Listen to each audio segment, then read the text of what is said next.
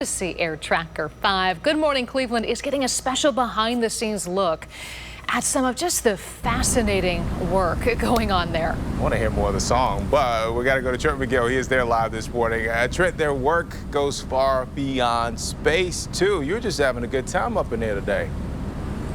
I tell you what, I'm having an absolute blast out here. So we were outside the hangar, now we're inside the hangar.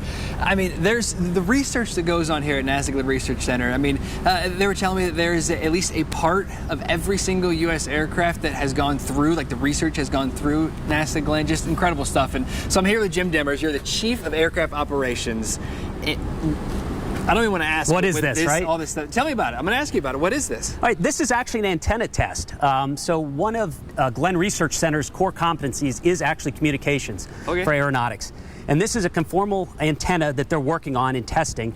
That black box. That black box. And so this is something that came out of the laboratory. They're trying to get it on an aircraft and move it out to industry, move it out to DOD, and move it out to wherever it belongs. Okay. So that's the way technology really comes down and out of NASA Glenn.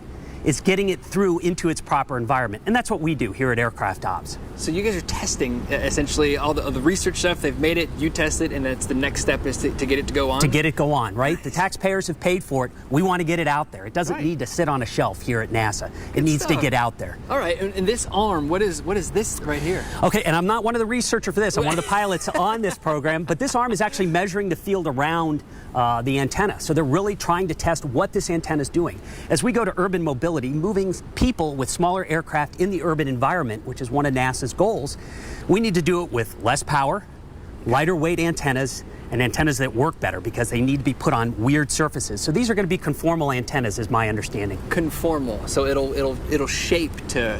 Correct. Man, mind blown. That's some good stuff. You guys are also doing research with, or just experimentation with the algae blooms. What That's do you correct. guys do here? So the algae bloom experiment actually started on the door of this aircraft. This aircraft. 10 or 11 years ago, we started flying it just to get it off the lab. It was a technology that was developed here for a different application. And so what we ended up doing is flying it showed that it could be used to detect algae, and then we started moving it to the different aircraft to try to test different things. A little bit higher, went on the S3 to get it higher, better navigation. Ended up putting it on the Twin Otter, which isn't here right now, and that's where it's been flying ever since. And then, of course, when the water supply shut down for Toledo, we were really flying. 2014, I guess that Don't was remember a few the date, years ago. but we've been flying pretty much every year.